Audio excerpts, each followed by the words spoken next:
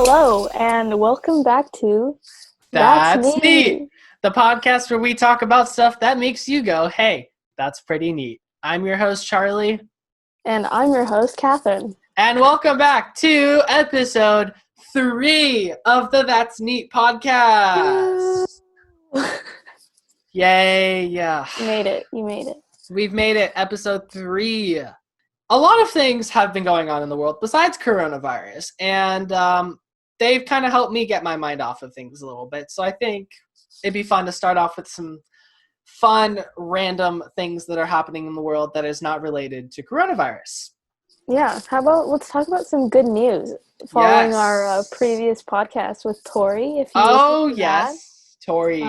She told us that she hadn't seen her OB-Y, whatever it's called, her gynecologist, but she got to see them, and she's past the halfway mark in her pregnancy, and her baby is totally okay.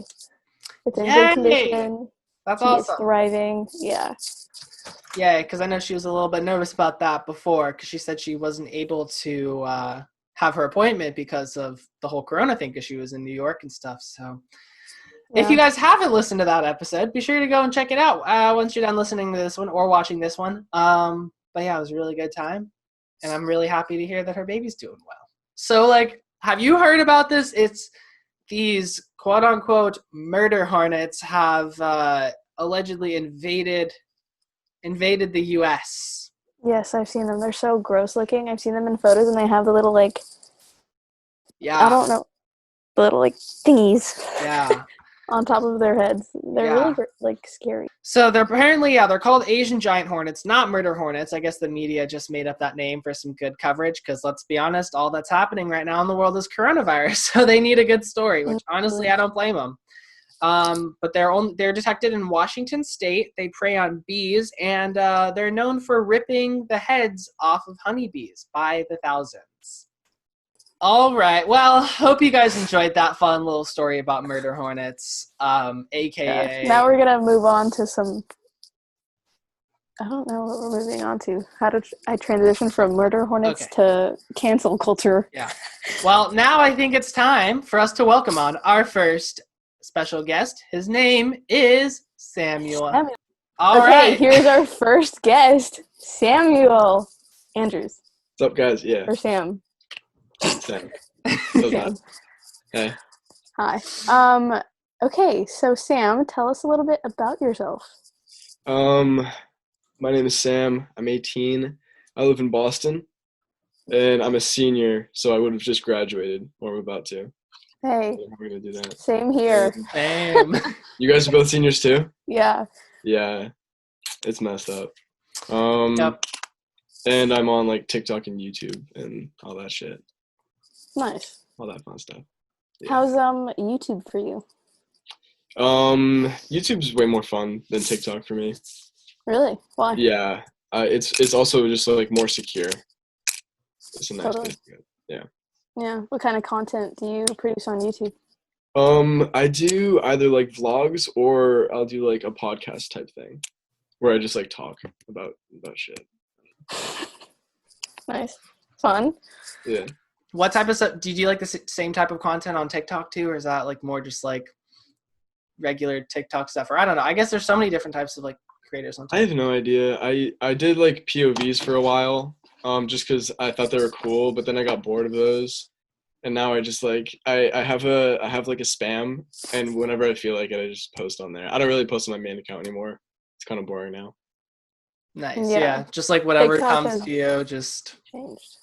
TikTok's a little cringy now. Whenever I go into my For You page, I have to get off the app. It's not good.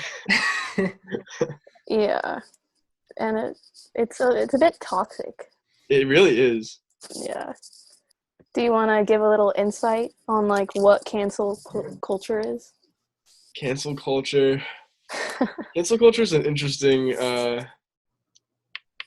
there's an interesting power dynamic between consumers and producers on TikTok, because the consumers create the producers. Right. You guys know Max Dressler? I do, yes. I don't think I do, but Oh, he's like the king of being canceled. He's Oh, wait, what happened? like he used to do like the reaction videos with Tyler Brash, remember? Yes. I don't know if you remember, but and the tables sort of Turned. turned on him. Oh, And now everybody hates him because like he changed up his content apparently. I mean there are a million reasons why people complain about him. Yeah, he Okay. in the past week he told me on FaceTime last night he lost 100,000 followers this week. dang. That's like, It's crazy. yeah, that's like James Charles canceled level. Like, Yeah, what? Yeah, no, it's so stupid. But I mean, you know, we all have different opinions, but it's crazy. Is he handling it all right? I guess so. It's been this kind of thing has been going on for him since like December, and he's been like handling it pretty well. Yeah. Do you dang. think, like, it's weird having a controversial friend like that on TikTok? I think it's funny because Is it? like, the kid came over and he's like a normal dude, but then he would be like, "Oh, yo, I just lost 6,000 followers and I have like 10,000 comments like telling me to like die." I'm like, what? Jeez. Yeah, it's a bit weird that someone can just sit behind a screen and tell someone to die. Yeah, no, Yeah. he came over for a couple of days and we were just chilling in my living room and this girl FaceTimed my brother and she was like, "Who's that?" And Josh was like, "Oh, it's Max Wrestler." And she was like, "I hate that kid." And she was like mouthing him off. And then Max was like, "Give me the phone." He got the phone. He was like, "What do you want to say?" And he's like, and she was like, "Oh, hey, I recognize you from your videos." And he was like, "You see how they turn into fans?" And he gave it back. Like they would not What? say the same things if it was face to face. Yeah. Yeah. See, like, it's one thing if you're not a fan of someone, but it's another thing if you just like, if you completely switch sides when you're like in the presence of that person. Like, Yeah. That's inevitable though. yeah, I think, yeah, the way that like, and just like the comments, like, on like a lot of social media, I feel like the one place that like the comment section is never like as drastically bad is like Instagram, but like everywhere else, it's like Mm. on YouTube and TikTok, like everywhere, it's just like everyone seems just like they're so like toxic. Well, you know the reason? It's because on Instagram, well, in my opinion, on Instagram comments, you usually like there isn't as much of a culture as like clicking onto the comments and seeing the top ones and seeing conversations. I feel like people don't usually do that. But on YouTube, when they're watching something, and on TikTok, when you're watching something, usually instead of watching it, you go straight to the comments and you see what people are talking about. I feel like on Instagram, that's not like a thing because like you Yeah. can't really get that much from a picture. And if you do say something bad about a picture, it's like it's just a picture. But if it's a video, it seems like all right, now we can really go in, bring the pitchforks. Yeah. Yeah. I guess I never really thought about it that way, but yeah, that makes sense. That's weird. The internet's a weird place. It is. Yeah. It is. Yeah. But like, what about yourself? Like, I guess, how did you sort of gain your following and stuff? I guess I made this like POV series, the Emily series, and The that kind of infamous Emily series. Wait, yeah. what's the Emily series? It's like a POV where you have like a really creepy math teacher hitting on a student. Well, literally, that's it. And then I like, and then I was, it was like the first one was a joke, but then people were like, "OMG, this happens to me." So then I made like an entire, I made like a plot line. Like it was like so weird. Oh my god. That's hilarious. How long was it? Like, how many POVs did you make? Because I know it was like a pretty long. It was really long. There was a lot of like twists and turns. Must have been like at least 20 videos or like more. Yeah. And when was that? Like, how long ago was that? Because to me, it was like a month ago, but It was I think I ended it in November. oh, wow. Okay. That was a while ago. So maybe not a month ago. Maybe not a month ago. Yeah. That's good. Yeah. Some relevance. I mean, you were featured in a Cody Co video. How does that This feel? is true. Was it nice? Scary? I don't know. It was surreal. It was weird. Yeah. He's known for, putting people on blast, and he didn't really like your video in his video, kind of. I don't know. I forgot. how he reacted? Oh yeah, no. I mean, that's his thing. It's not like he's gonna be like, well, let's see the silver lining here. Like, no, he's gonna rip the shit out of it. Like that's what he does. I was honored. I wasn't like, Cody's making fun of me. Like, no, like that's what he does. I love Cody. Yeah. So like how do you guys like, I mean, I know like what you were saying like earlier, your friend Max, like he doesn't really listen to those comments and stuff, but like I guess like, yeah, how do you just like not, because I know No, I mean he does. Like oh it definitely gets to him sometimes. It's just when there are like thousands of comments saying just absurd things, like how are you supposed to take it too seriously? yeah, no, that's true. That's true. Because I remember like when I had some YouTube videos and like I would get like one or two like bad comments and that was like pretty much all I got. And it was just like sometimes I just like think about it a lot and just Yeah. like, so like I guess like I think maybe like it's just the number of it that's just like once it becomes so big, is it just like it's just like a number's a number, like Yeah, I don't even know. Like, I find that like there have been certain times where I've been like mass hated on for like a video or like a mistake that I made or something. And everybody's saying the same thing, so it doesn't matter. But and I just brush it off, or like I apologize and brush it off. But sometimes there'll just be like one bad comment in a sea of good comments, and that's the only thing that I can focus on, and it just like takes me out of my ways for like a week. yeah. Like, I just keep thinking about it. Yeah. I guess what are some tools you have or some mindset tips or whatever for I guess for other creators or other people out there who might have to deal with some hate? I mean, it's just all about perspective. Like, it really is just most likely some like prepubescent / adolescent behind a screen who didn't really mean it and probably wouldn't tell you that to your face. It really doesn't matter in the grand scheme of things, but it's going to get to you in the beginning. It's probably going to get better as you keep going. That's been my experience with people I've spoken to. Nice. But the people who end up like winning and doing well on the platform are people who can just brush it off after a while. Yeah, I bet you have to have a pretty thick skin to deal with millions and millions of people every day. Yeah. Are you scared that like one day you're going to get canceled for something you've done or will do? Like for real canceled, like really canceled? Like for real canceled. I don't know, like what, because if I do something that I think I should get canceled for, like if I in the future if there's a video of me saying the N-word on camera, I'd be like, fair play. All right. Yeah. I'd be like, yeah, I'd do that to myself too, so it's fine. But if it's like petty, then like I don't know. Every time that I've like almost gotten canceled or people have gotten mad at me, I feel like I've done a pretty good job like apologizing quickly and getting people back onto my side, because I definitely have a everybody needs to like me complex. So and I'm going into like political communication, like that's my major. So we got to do well with the response, the crisis management. So you're going to college. That's the plan? Oh yeah. Oh yeah, you're not gonna like move to LA and become this huge Become an influencer for a living. No, I'm going to college. Yeah, it's like some of the people, it's like some I get, but then there's others where I'm like, you're like 12 years old and you're saying that this is what you're going to do for the rest of your life. Like what happens in a couple, like if you're 30 something and you lose all your followers, it's like, what do you do then? People get on the For You page once and they're like, give me a ticket to LA. We're going. Yep. We're going. This is it.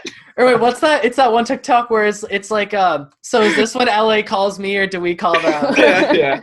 I was thinking about that one. I know you said you don't like create a lot of TikToks. Now it's just like once in a while, just like on your spam or whatever, but like, what do you do to spark creativity, or does it just like come to you?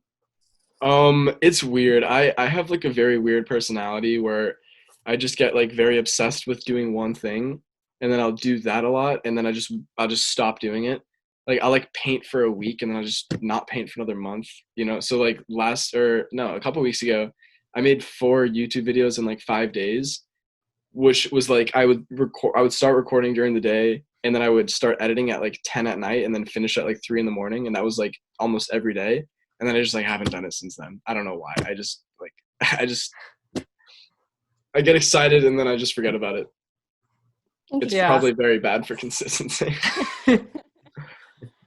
No, but I get it. It's like when you're motivated, you just like really want to like push through and like get it done and just grind. But then like when you're not into it, it's like you want nothing to do with it. Like, Exactly. absolutely nothing. Yeah.